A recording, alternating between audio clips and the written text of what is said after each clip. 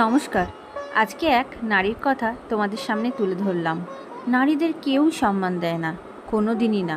রাজাদের আমল থেকেও না, মুঘল আমল থেকেও না।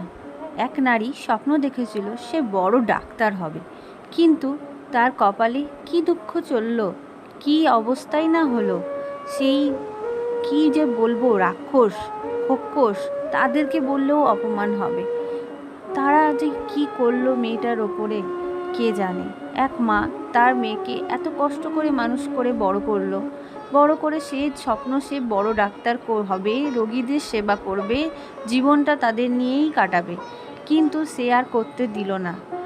সেই রাক্ষসরা তাদেরকে ছিঁড়ে মুচড়ে দুমড়ে ভেঙে ফেললো। এত দুঃখ নিয়ে সব নারীদের জীবনই এরকম। একটু কি পুরুষ শাসিত সমাজ দূর হবে না ভগবান? এরকম জঘন্য মানসিকতার মানুষদের শাস্তি চাই।